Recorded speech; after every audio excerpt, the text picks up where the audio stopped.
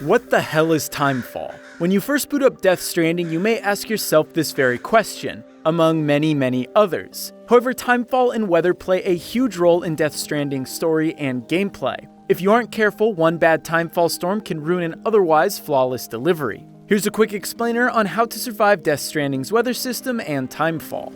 Timefall is basically rain if rain eroded and deteriorated objects at a much quicker pace. Anything the Timefall rain touches, other than raincoats for some reason, will degrade over time. This applies to packages you are carrying, vehicles left out in the rain, equipment attached to your suit, and structures placed in the world.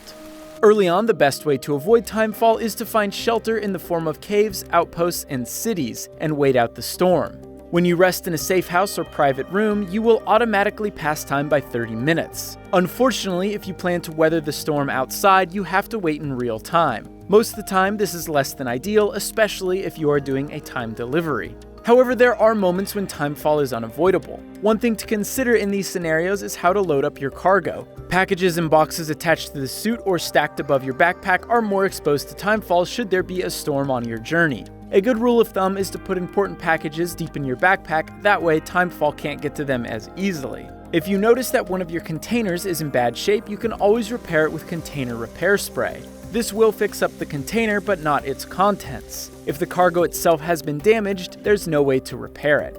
Fortunately, during Chapter 3, Sam will gain access to some new tech that will make his life a lot easier. First is a weather forecast built into his cufflinks. If you open the map and click R3 twice, you can see the forecast for the next 30 minutes. Once you've unlocked this, avoiding Timefall storms becomes much easier.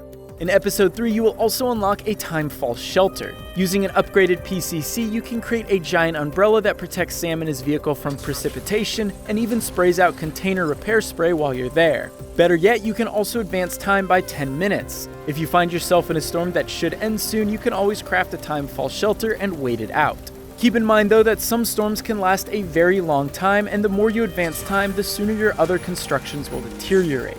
Near the end of Episode 3, there's also a character that gives Sam a rain cover for his backpack that will give your cargo an extra layer of protection.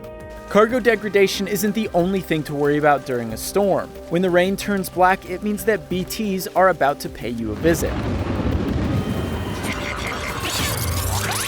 In most cases, especially early on, the best thing to do is to sneak by them. This does mean that your cargo will be exposed to rain longer, but that's better than it getting scattered everywhere or worse, destroyed. Another good way to minimize your time exposed to Timefall is to use vehicles. Trucks may not be able to protect your cargo from reckless driving, but they will protect it from rain. Meanwhile, bikes may not offer as much protection, but you can speed right through storms. However, if you try to speed through black rain, BTs will stop you in your tracks. Keep in mind that vehicles, like everything else, deteriorate over time due to Timefall. The last thing you want is for your truck to break down in the middle of nowhere with tons of cargo in the back. Make sure to leave your vehicles in a garage every now and then to repair them and save often.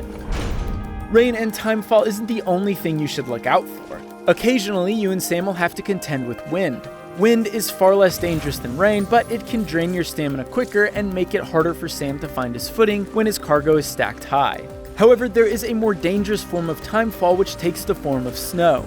Along with forcing you to move slower, it degrades cargo even quicker. I'd recommend avoiding the snow as much as possible until you have better equipment to deal with it.